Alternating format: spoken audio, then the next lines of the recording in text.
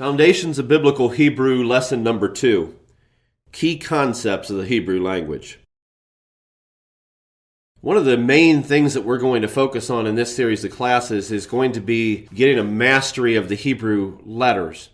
Quite often I've found in courses that I've taken through the years on biblical language, whether it's Hebrew or Greek or even Aramaic, that there is very little time spent on learning the letters. It almost seems to be assumed that you're going to learn that on your own.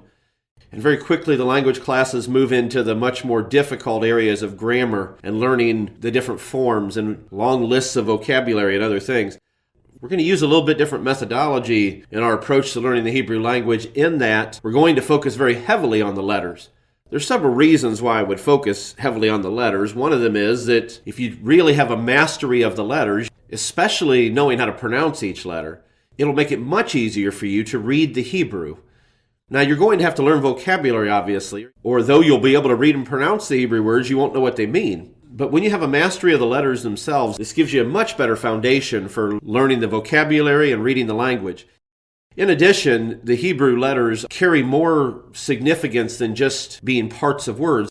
They also have symbolic meaning, which we'll talk about in just a few moments, which adds a tremendous depth to understanding what some of these words mean at their root level. Not just the different ways they can be used, but the root meaning, which is a great benefit in understanding their biblical context because it'll give you a much richer conception of what their fullest meaning is.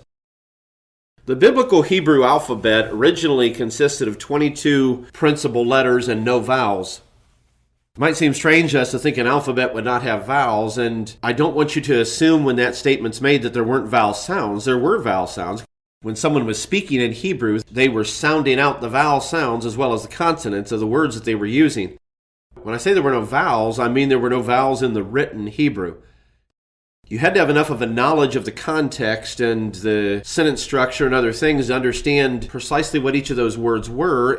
So if there were two similar words that had essentially the same consonants, what would allow you to know the way each of those should sound, in other words, what the vowel sound should be when you're reading it, is by the context and the sentence and knowing what the overall message of the statement of the passage might be. For us, this would be a tremendously challenging thing because in the Western world, we can't even conceive of writing without vowels.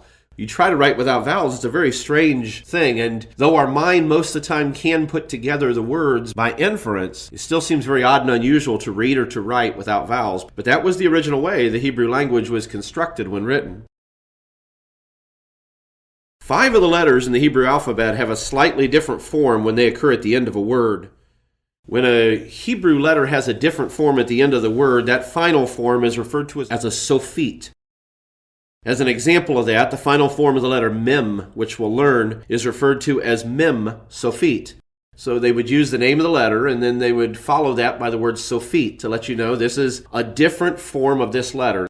A similar thing that we do in the English language is when we have a proper name or when we're starting a sentence, we use a different form of the first letter of the word, don't we?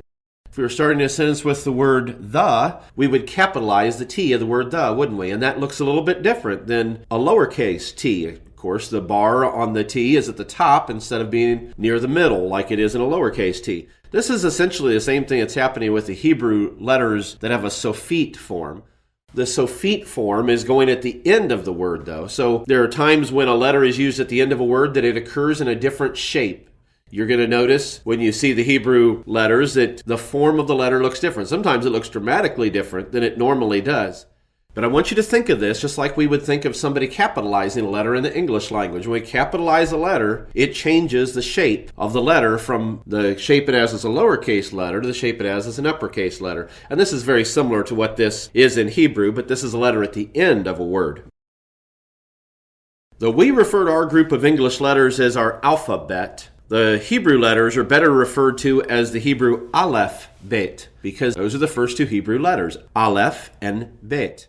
Where we get the word alphabet from, by the way, is a shortened form of the Greek words alpha and beta, which are the first 2 letters of the Greek alphabet. The Hebrew letters that you'll see in your second lesson are those which have been used since the time of the return from the Babylonian captivity. There was a more ancient pre-Babylonian form of these letters, sometimes referred to as Paleo-Hebraic letters, that were somewhat different in shape. But the writing that most people are familiar with, and that you're going to find in most biblical manuscripts, is going to be the form that it took during the period, especially after the Babylonian captivity. And that's the form you're going to see if you're reading a Hebrew book of some kind, and it's written with what you would consider a formal alphabet. There's a difference because there is a more informal, almost cursive style form of these letters that's used in modern Hebrew, but that's not what you're going to read when you're reading a Bible, for example. If you're reading the Hebrew Bible, you're going to see that it uses these particular letters we're going to be studying. Hebrew letters, as I said a little bit ago, have a symbolic pictorial meaning behind their shapes. When they're combined together into words, they become ideograms that often describe the meaning of the word in pictures. There's a chart in this second lesson that shows the more modern letters as well as the Paleo-Hebraic letters and the general symbolism that's associated with each one of these. And we'll be talking about the symbolism of the Paleo-Hebraic letters and the modern letters as we discuss each letter individually. Another thing that is different about Hebrew letters than the letters that are found in many other alphabets, like our English alphabet, is that the letters are also used as numbers. The Hebrew alphabet isn't the only alphabet that does this. The Greek and several other alphabets do this as well. But it is important to understand that the Hebrew alphabet does not only use the letters to create words, but they also can be used to create sequences of numbers. And you'll see in the chart on this lesson that each of the letters has a numeric value of this kind.